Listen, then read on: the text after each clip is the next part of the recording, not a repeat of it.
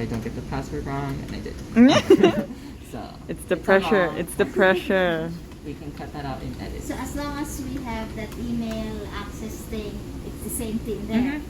All right. So when you're in the home screen, there should usually be the infinite and nano instrument button. It looks like this. I think it looks like an engagement ring.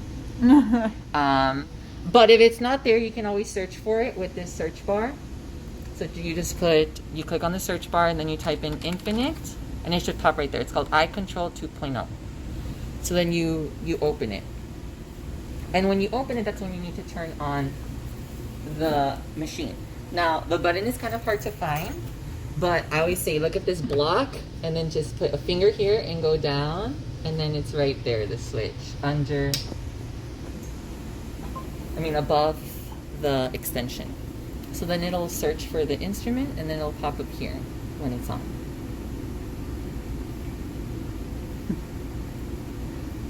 If not, I might have to close it and reopen it. Yeah.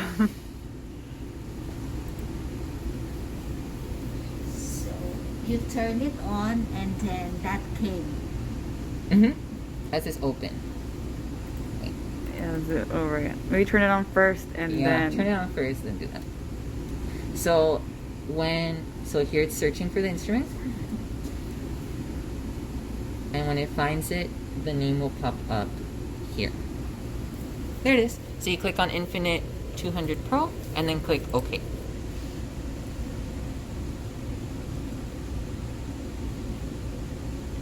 So then that's how you know it's working.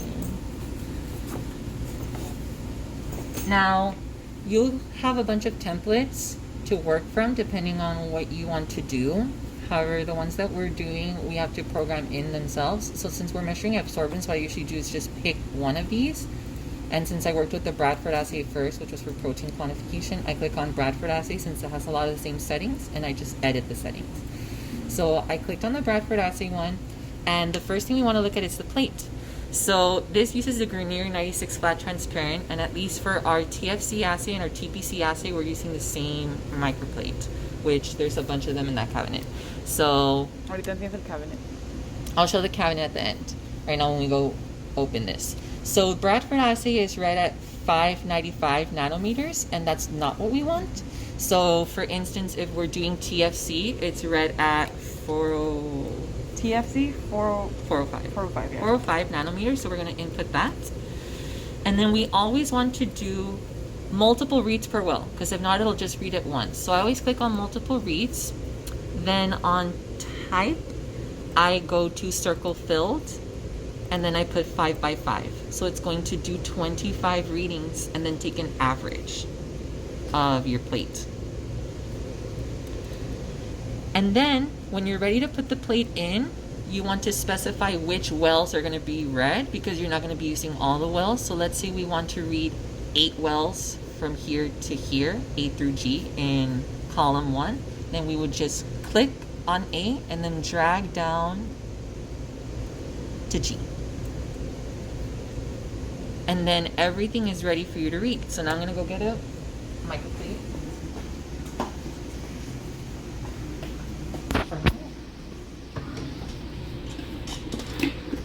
So like I said, we have a ton of the Grenier 96 flat transparent.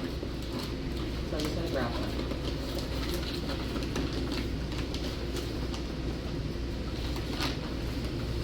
Very deep.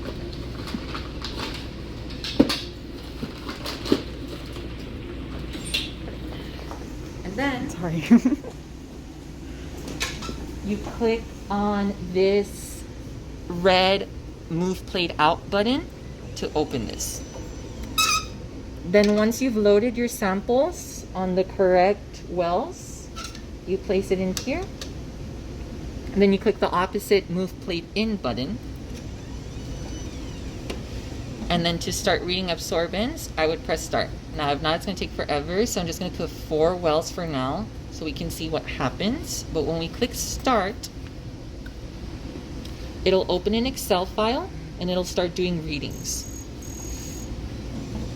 So right now, it's doing a reading of the first well for absorbance.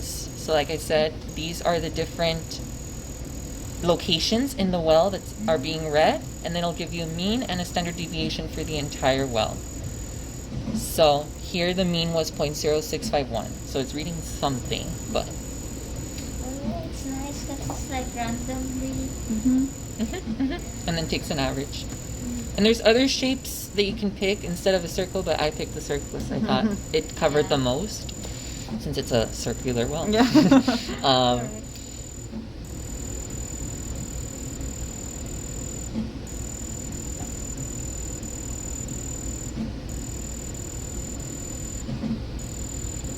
So usually what I like to do is when all of the readings are done, I color this a different color, then I copy and paste it into another sheet, and then do our curves that way.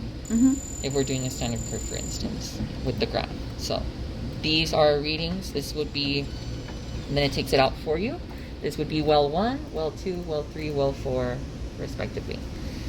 And then you would save that document. Now when we go back, let's say this is the TFC assay, you don't want to reprogram it in the future, you can save it on your desktop. That's what I did. So here I have the HIV assay, TFC assay, TPC assay, so it saves your settings. So for that you click on File, Save As. Okay, and then here you would just put the name of the assay you're working with. So for us, we could use this and this. Yes. Yeah, like if we're doing TFC, we could. Right, but here it has it saved in my user, Yes, correct. so you would have to Correct. save it in your Each user. of us have our own. Mhm. Yeah. Okay. I wish it would keep them all in there, Yeah. but Correct. it doesn't. If we figure out a way to do that, yes. But then if not, you would be done. You just take out your plate, then you move your Did plate you find in. the flat tubes? Any flat tubes? Oh no, move plate in. You close the application. No. And then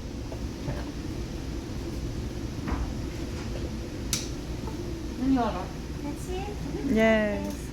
So, Claire, let's review.